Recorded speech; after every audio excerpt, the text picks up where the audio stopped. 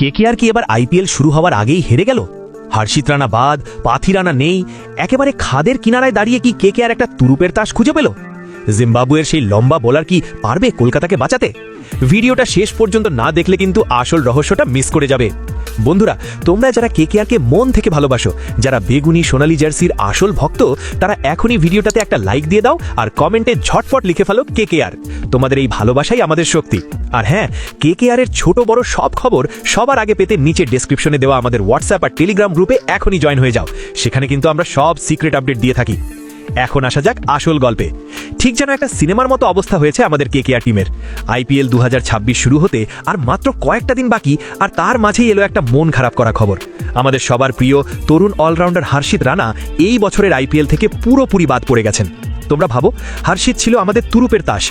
টি-20 world কাপের জন্য সে ভারতীয় দলের ডাক পেয়েছিল। আমরা সবাই কত খুশি ছিলাম।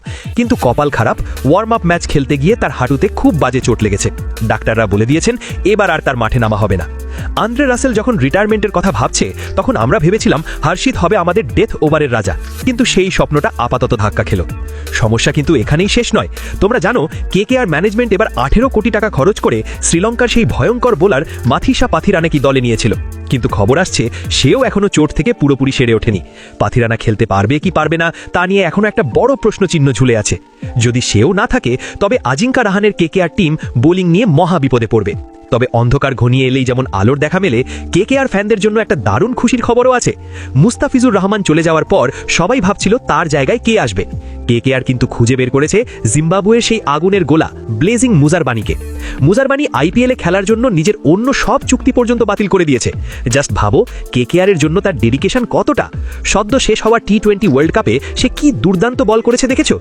ইন্ডিয়া আর শ্রীলঙ্কার ব্যাটসম্যানদের নাজেহাল করে 6 ম্যাচে 13টা উইকেট নিয়েছে সে। গোটা টুর্নামেন্টে জসপ্রীত বুমরা আর বরুণ চক্রবর্তীর পরেই ছিল তার নাম। মুজারবানি আগেও আইপিএলে ছিল, কিন্তু এবার সে আসছে কেকেআর এর হয়ে ইতিহাস লিখতে। 17ই মার্চ সে কলকাতায় পৌঁছাবে। এখন দেখার বিষয়, হর্ষিত রানা আর মুস্তাফিজুরের অভাব সে কতটা পূরণ করতে পারে। লম্বা চওড়া এই বোলার কি কলকাতার ইডেনে ব্যাটসম্যানদের উইকেট উপড়ে দিতে পারবে? বন্ধুরা, তোমাদের কি মনে হয়, মুজারবানি কি পারবে কেকেআরকে ট্রফি জেতাতে? আর হর্ষিত রানার বদলে তোমাদের মাথায় অন্য কোনো প্লেয়ারের নাম আছে কি? থাকলে অবশ্যই নিচে কমেন্ট করে আমাকে জানাও। তোমাদের মতামত আমার কাছে খুব দামি। ভিডিওটা ভালো লাগলে বন্ধুদের সাথে শেয়ার করো। দেখা হচ্ছে পরের ভিডিওতে। ততক্ষণ সবাই খুব ভালো থেকো আর কেকেআর এর সাথেই থেকো। টাটা।